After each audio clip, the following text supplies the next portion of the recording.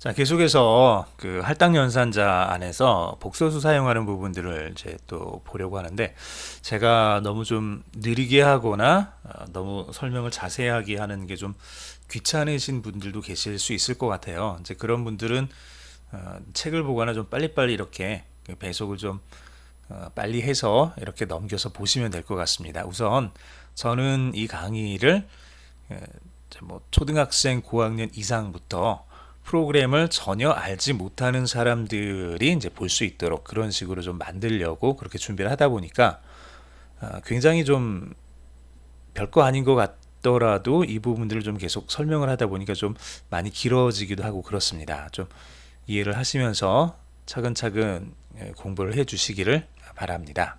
자, 계속해서 우리가 지난 시간에 썼던 그 뒤에 이제 복소수 부분을 공부를 해보려고 하는데요. 할당 연산자를 쓰면서 우리가 복소수를 한번 다뤄보겠습니다.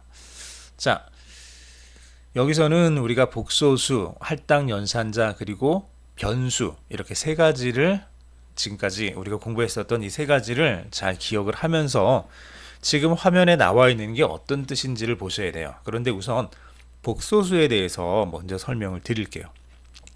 파이썬에서는 복소수를 사용을 할 수가 있습니다. 복소수라는 하나의 특별한 수 체계를 사용을 할 수가 있는데, 복소수는 기본적으로 실수부와 허수부가 이제 같이 결합이 되어 있는 거죠. 그래서 복소수라고 하면은 1이라는 실수가 있고요. 그 다음에 학교에서 배웠을 때는 i라는 허수로 이렇게 사용을 했을 겁니다. 1 플러스 i 이런 식으로 이제 사용을 했죠. 얘는 실수, 얘는 실수, 실제로 있는 수라는 뜻이에요. 실수, 얘는 허수, 허수.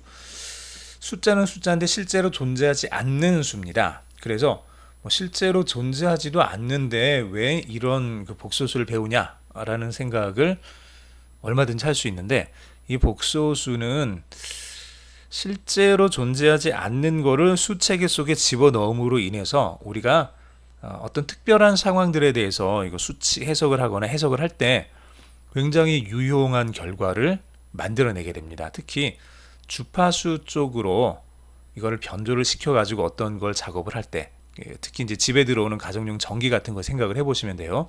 교류 전기 같은 것들, 이런 것들을 가지고 어떤 계산을 하거나 어떤 작업을 할 때 전력이 얼마가 필요한지, 뭐 도선의 두께를 얼마로 해야 되는지, 이런 것들을 계산을 할 때 이런 수체계는 굉장히 유용해집니다.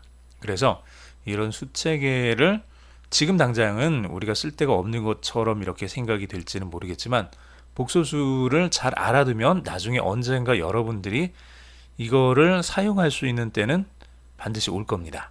여러분들이 프로그램을 하고 여러분들이 그 과학적인 수학적인 그런 지식들을 가지고 있고 이것들을 활용하는 한 이 복소수는 반드시 쓸 때가 있습니다. 그러니까 잘 공부를 해두시면 좋을 것 같아요. 중고등학교 때 복소수 별거 아닌 것 같고, 뭐 나중에 뭐 시장 가서 뭐 콩나물 사는데 복소수가 뭐가 필요하냐 이런 말을 할 수도 있겠지만, 시장 가서 살 때는 필요는 없겠지만 여러분들이 나중에 전기를 다루게 된다거나 전자를 다루게 된다거나 프로그램을 하게 된다거나 혹은 특별한 어떤 인공지능이라든지 음성이라든지 영상 신호라든지 이런 신호들을 다루게 되는 그런 일들을 하게 된다 그러면, 그때 이 복소수는 마치 우리가 그 구구단을 모르는 것처럼 그렇게 답답한 그런 현실이 될 수도 있습니다. 자, 복소수 예전에 중고등학교 때 배웠던 건 이런 식이었다 그러면, 이 i라는 값 대신에 공학 쪽에서는 j라는 값을 보통 많이 사용을 합니다. 이 j라는 값을 사용을 하게 되는데, 그냥 j라고 쓰게 되면은 얘는 변수하고 헷갈릴 수가 있어요. 변수도 그냥 j로 쓸 수가 있죠. 변수도 i로 쓸 수 있고 j로 쓸 수가 있습니다. 그래서 j를 쓸 때 그 앞에다가 반드시 숫자를 붙여서 사용을 합니다.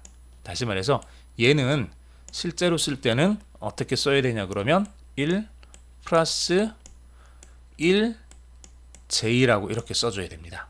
이렇게 써주면 1j라는 게 얘는 허수를 의미를 하게 되는 거고요. 앞에 있는 1은 실수를 의미를 하게 됩니다.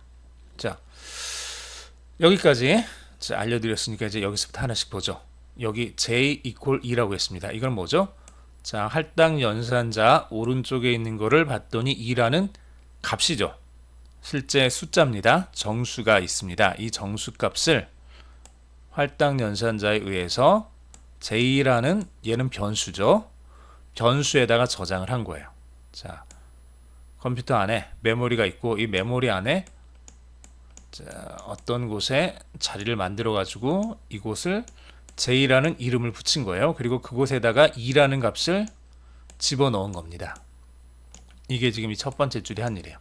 두 번째 줄은 이 j라는 것을 다시 j에다가 그대로 집어넣어 준 거죠. 이건 뭐 그대로네요. 바뀐 게 아무것도 없죠. 세 번째, 자, 여기 j는 뭐죠? 이 j는 앞에서 만들어졌던 이 j, 변수 j가 이 자리에 그대로 있는 겁니다. 변수 j 값을 그대로 j 그 자리에다가, 자, 변수 j 안에 현재 2라는 값이 있죠. 2라는 값을 복사해서 다시 그 자리에다가 집어넣은 겁니다. 그러니까 이 두 번째 줄은 실제로 이 작업을 하기는 했지만 바뀐 건 아무것도 없다는